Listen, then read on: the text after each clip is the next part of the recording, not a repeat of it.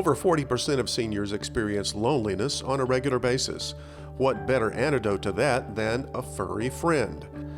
Visiting a nursing home is all in a day's work for therapy animals, so we tagged along on Bentley's Day Out. And we'll close out the show with music from the artists at Creative Aging.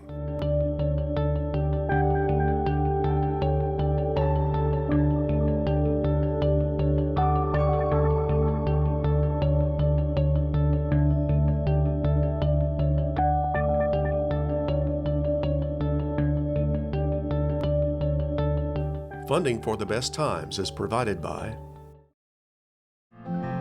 the Plow Foundation, striving to do the greatest good by helping the greatest number of people since 1964.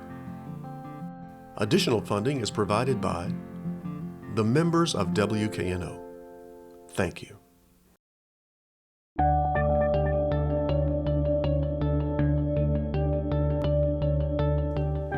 Hello, I'm Chris Hardaway. Welcome to this edition of The Best Times, a series that looks at life after 50.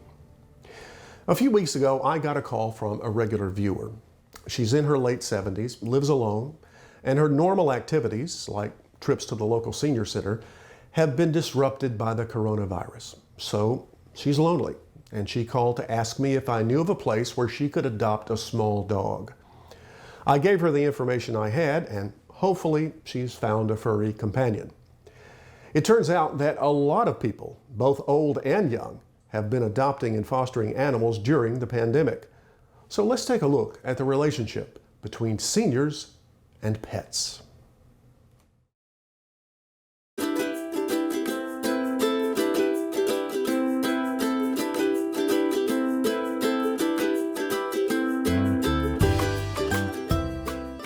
According to a 2019 study, 55% of adults age 50 to 80 have a pet, and more than half of that total have multiple pets.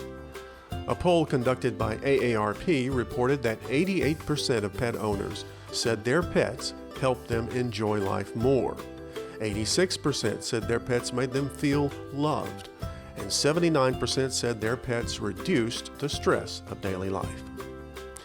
When you consider that more than 40% of seniors say they experience loneliness on a regular basis, then owning a pet has genuine health benefits, such as lowering blood pressure, reducing loneliness and depression, promoting living in the moment, increasing mobility and independence, and easing anxiety and pain.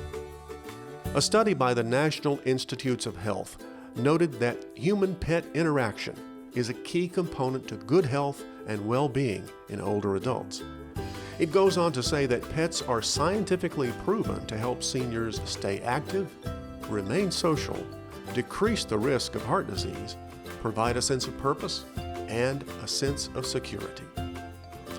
So if you're thinking about inviting a pet into your life, here's some advice from the executive director of the Memphis Humane Society.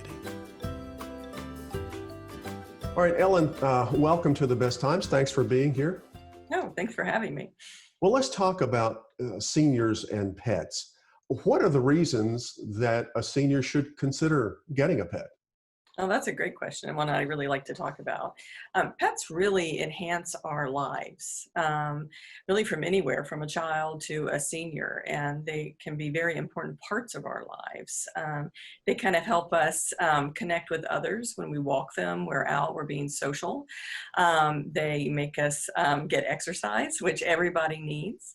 And then there are also those companions that are silly and fun, or just sit in your lap and watch TV with you and love to be petted. So I think everyone, especially seniors, can really benefit from, animal companionship. You mentioned that. I've read so many articles that animals, pets, can reduce levels of stress. I mean, just petting a dog or a cat, or even sitting and watching fish in an aquarium, can actually lower your blood pressure. So I'm wondering, can our pets help us live longer? Well, that's a great question. I'm not a physician, so I can't really attest to whether or not they help us live longer. But given the fact that they do give us that emotional or mental well-being, and as well as enhance our physical well-being, because we do need to do those things I talked about, like walking them and exercising them and playing with them. That helps keep us as their owners really active and involved in our lives and their lives. So I think that those definitely have an impact on our both mental and physical well-being. I mean, I know just anecdotally that when I'm with my animals and they're being silly or playful, I know I feel happy. And I know that when they're they're sitting with me and I'm petting them, that I feel calm. So I think that those are, just for my own observations, I certainly feel that I get tremendous benefit from being with them. Well, let's talk a bit about our current situation with the coronavirus pandemic, because statistics show that about 28% of people 65 and older live alone. And the coronavirus is probably only increasing that sense of isolation.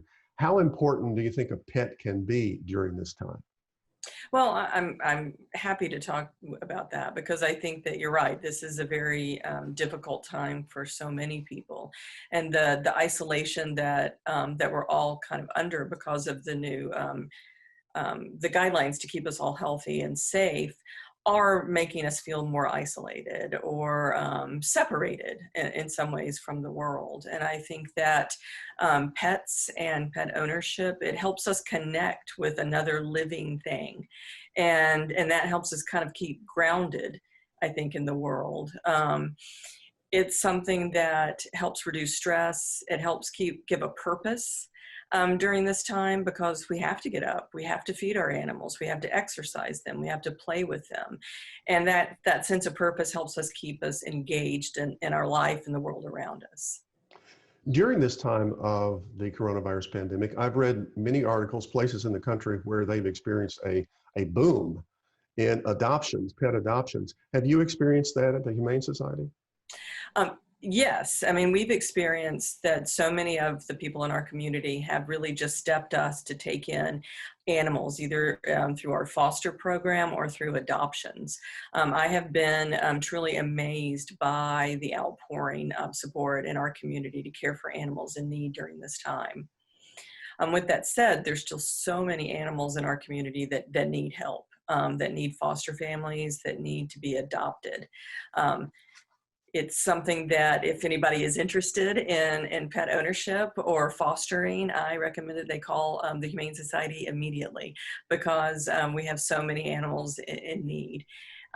Last week alone, we had 68 kittens in foster homes, and our resources are being stretched to the fullest, even with all of the outpouring of fosters that we have gotten. So that's a great way for people who are interested in owning a pet. If they feel that they could foster an animal, then that's a great way to kind of ease into it if they want to. Well, let's talk about a couple of, I'll call them complications, because many seniors live on fixed incomes. So talk a little bit about the cost of owning a pet for a senior. Well, that's a really important question, and something that we talk about through our adoption counselors and our adoption center when people are interested in adopting animals. It's very important for people to really get a good idea of what their circumstances are and what they can afford, because the cost of owning an animal and being a responsible pet owner is well beyond the adoption fees. There are, annual preventative health visits to the veterinarian, vaccines. Sometimes surprise things come up that you need to be able to take your dog to a veterinarian or cat.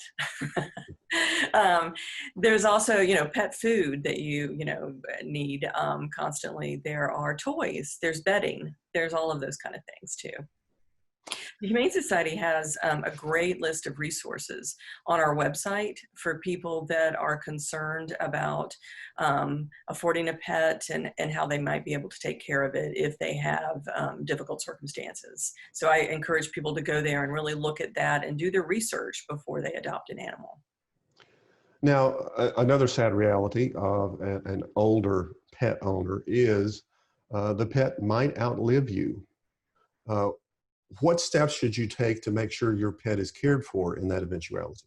Absolutely. And that is a really important question. We recommend that part of being a responsible pet owner is to make a plan. Anybody should be making this plan when they have a pet in their lives. Should the time come when they are no longer able to take care of that animal. And we really recommend that they start with their inner circle first, their family, their cousins, their close friends, a neighbor that they trust and cares for their animal. People that know your animal and know its temperament and know that they can take care of it. That's something that we recommend all people to do. All right, if a senior decides they want to get a pet, how do you find that match? I mean, how do you match the owner to the pet? What characteristics should you be looking for? Absolutely. Well, you first really need to kind of take stock of what your physical circumstances are, if you have any limitations. We also recommend that you speak with your doctor to see if they have any recommendations for you about that. And then once you kind of have a great idea of what you are capable of caring for, we recommend doing your research and calling the Humane Society and speaking with one of our adoption counselors. That's what they're here for. They ask a lot of questions. They talk about your lifestyle and what your preferences are, what kind of animal you would like.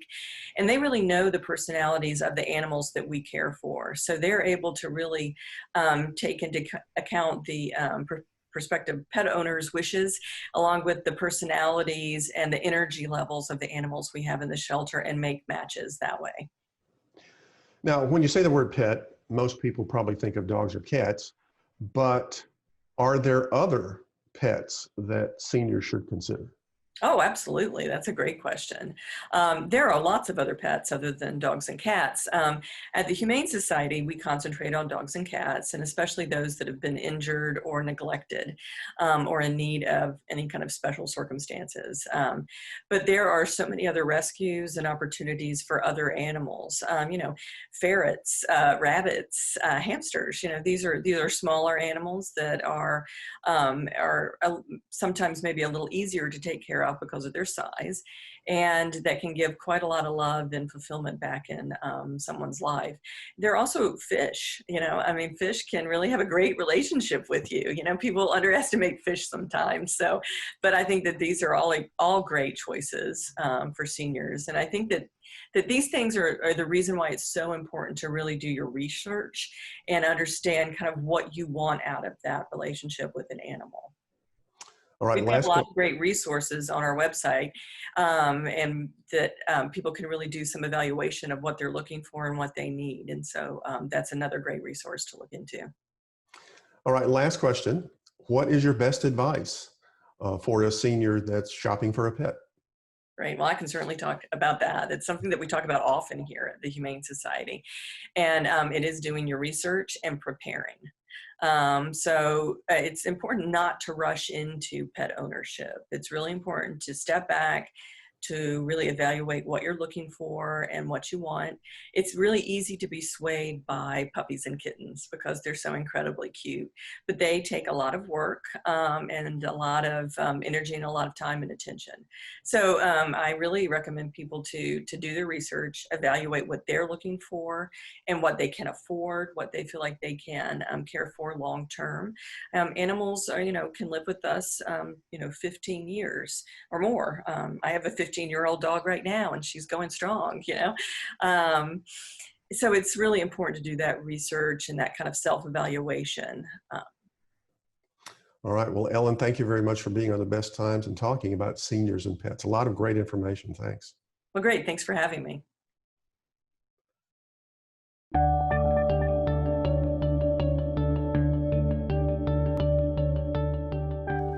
There are about 70 to 80 million dogs in America that live in our households as pets.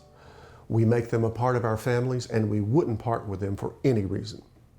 But sadly, the day you enter a nursing home or an assisted living center is the day you may have to leave your beloved pet behind. Fortunately, these facilities have realized the therapeutic benefit that animals can provide, and organizations like Mid-South Therapy Dogs and Friends brings animals and their handlers into dozens of retirement facilities across the area. And today is Bentley's day out.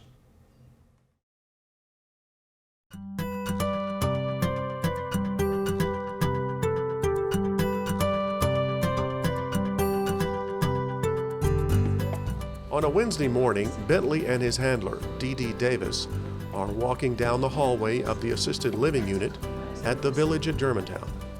They're going to pay a visit to some of Bentley's admiring fans. When a dog walks in, the environment changes. There's just something about that connection. It instantly brings smiles to everybody's faces every single time we do it. Bentley has been bringing smiles to faces for about a year now as one of the therapy teams at Mid-South Therapy Dogs and Friends, a volunteer organization devoted to providing animal-assisted therapy to facilities ranging from nursing homes and assisted living facilities to schools and hospitals. The benefits of therapy animals are so tangible that they're often referred to as furry physicians. The people that interact with animals, it's been shown that their heart rate drops, their blood pressure drops. The animals are just not judgmental at all. And so it's that unconditional love that they provide during their visit that just makes somebody have a smile on their face. It also gives our clients that we interact with a sense of hope and a sense of normal. There have been many studies that do show that the power of the animal bond with the human does speed up the healing process. Animals and their handlers are required to go through a training period lasting an average of 6 months. Basic obedience skills are mandatory, and special emphasis is given to interacting with large groups and dealing with foreign environments, such as hospitals. Really, it takes a dog that's trainable, and it also takes a dog that has the right temperament, which would be calm, a dog that is obedient, a dog that is dependable and predictable. Dogs can be taught, but it also is teaching the other end of the leash, which would be me, the handler. After training is complete, animals and handlers must pass an evaluation before being certified to work as therapy teams. It is a considerable investment of time and money on the part of the animals and their owners, but the rewards are worth it. Bentley is a very good therapy animal because he loves his job. He knows that he's working. He gets into the work mode very easily. He interacts really well with our clients. He's calm, he's predictable, he's very dependable, and he was easy to train. He loves what he does. It's easy to see the smiles on faces and understand what people get from a visit by therapy animals. But what about the animals themselves? He enjoys the visits. He loves the connection with people. As you saw, he kept offering his hand to the residents here. He loves the connection. He looks forward to it. When I get his little bandana out, he gets very excited. He can't wait to get in the car and go on visits. So definitely, he gets a lot out of it because he likes to make people smile. Anyone who has ever owned a pet of any kind has experienced the invisible bond that exists between animals and humans. Medical science may be able to quantify this interaction by measuring blood pressure and stress levels, but it will never be able to measure the value of the smiles, the memories, and the way soft fur feels on the palm of your hand. I think that animals give us something that we long for within ourselves. I feel like the connection with our animals is magical. If you've ever owned an animal, you know it. They're part of your family. And I believe when our clients interact with our animal, be it a dog, a llama, or our donkeys, there's just a feedback that they can't get from another human. It's unconditional love, and it's non-judgmental. And I think that that is really the positive energy behind that bond. Not all medicine comes in a bottle, and Bentley is a great example of that.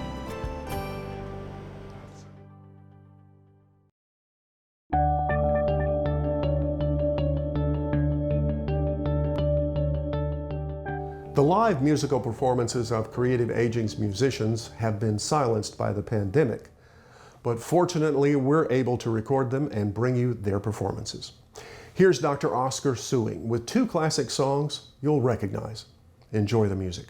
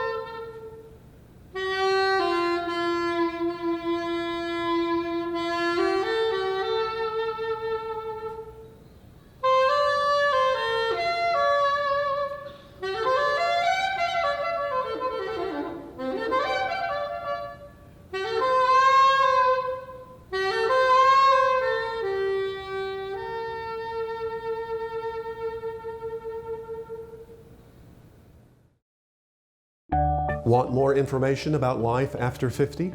Go online to watch more shows and find more resources. And send us your feedback and story ideas to besttimes@wkno.org. That's all for this edition of The Best Times.